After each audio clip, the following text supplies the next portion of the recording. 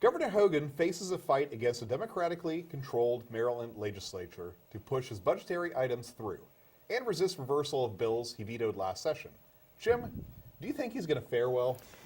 So the best I think he can hope for is zero net gain for the Democrats.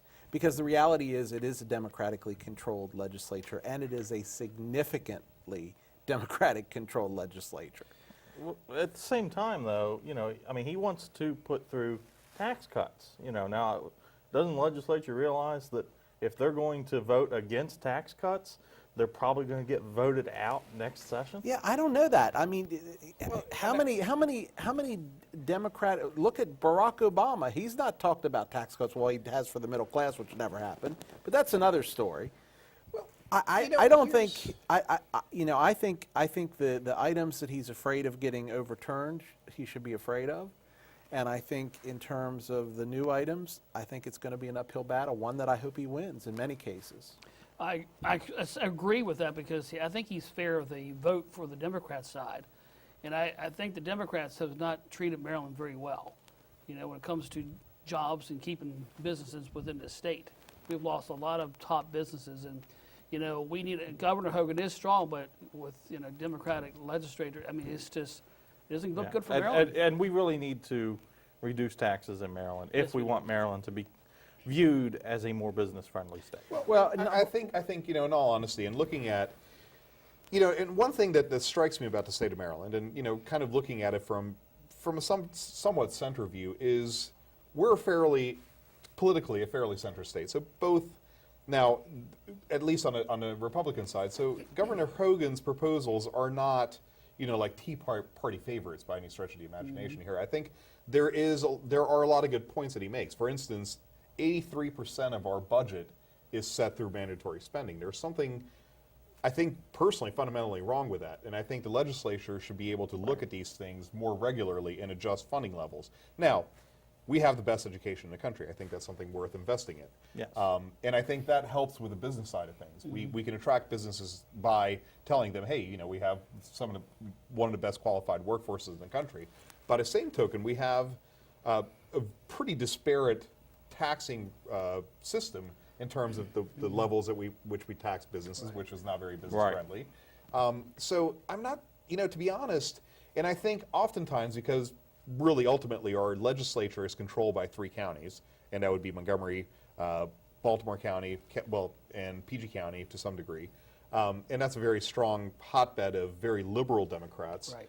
They're the ones who set policy for the rest of the state, and I think. But here's the reality. 2 things, 2 points to what you said. Number one, when I went to look at buying a house, my favorite loan officer at my formerly favorite bank told me to look for 3 things: location, location, location. Of course, I ignored him and bought something on a U.S. highway, but that's another story.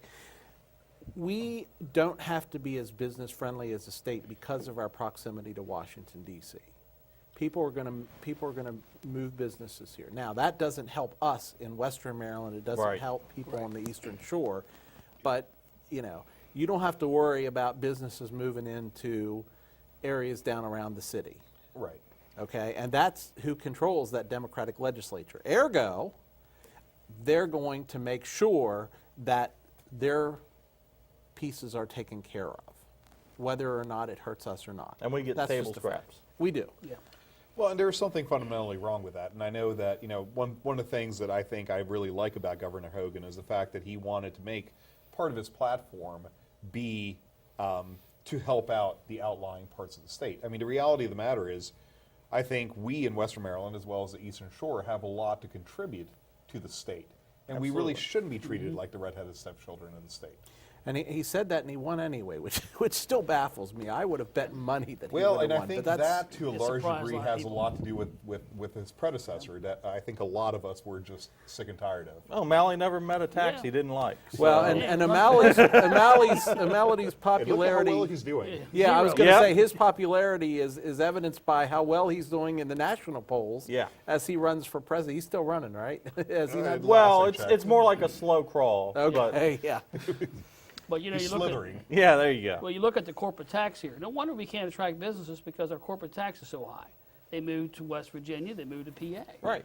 We're losing that revenue for the state. And we're losing good working people here too, because they're going to move where the jobs are. But we also have a lot of regulation, and that's equally important to taxes because, you know, there's the direct expenses, the stuff you have to pay in taxes, and then there's the indirect expenses, the money you have to pay to somebody sitting in your office doing Right. bureaucratic BS. Well, and the real problem is, and in all honesty, I'm not somebody who's against regulation, but I think regulation has to be intelligently applied. Right. And it has to be streamlined to the point where you get to things regulated that you need to get regulated, but you don't place an overburden on businesses to be able to perform Right. that.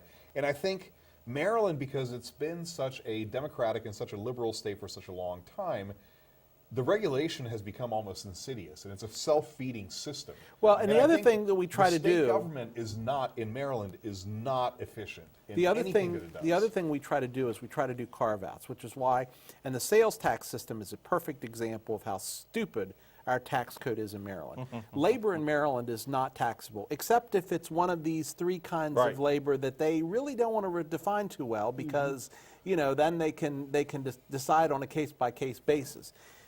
Why do we do that? And that's just one example. You Because know, it creates a job for somebody's aunt to sit there and arbitrate those. Exactly. You know, again, I don't think that Maryland is quite as business unfriendly as what we sometimes get accused of Well, and you know, because of the location. well, not only the location, but also, you know, Hogan did roll back fees. Yes, he did. All right, and that right there will help.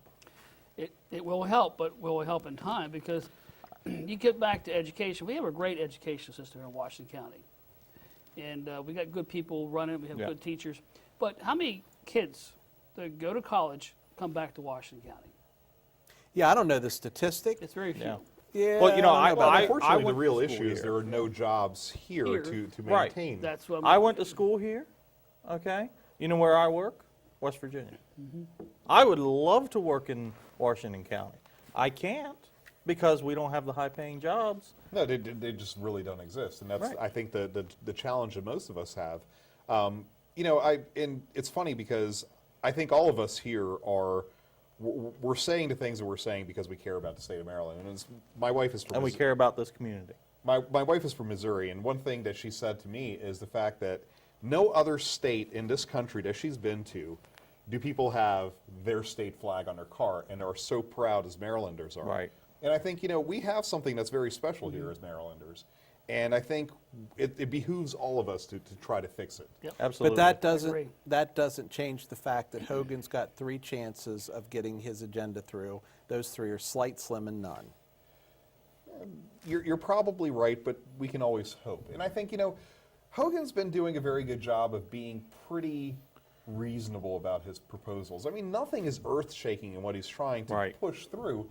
He's just trying to kind of steer the ship a little bit more towards the center. But what about the rest of our delegation? Because, you know, the Western Maryland delegation represents us as well. And, you know, I think Andy Serafini, I've heard a lot of interesting stuff come out of his mouth. You know, Neil has his moments, but, you know, Neil's more worried about the latest petition. And There it is. There it is. Well, and, petition parrot, right? and I think ultimately you're absolutely right. And I think, Jim, you're probably going to get the last moment or the last word on this. I think you're right in what you're saying. Okay.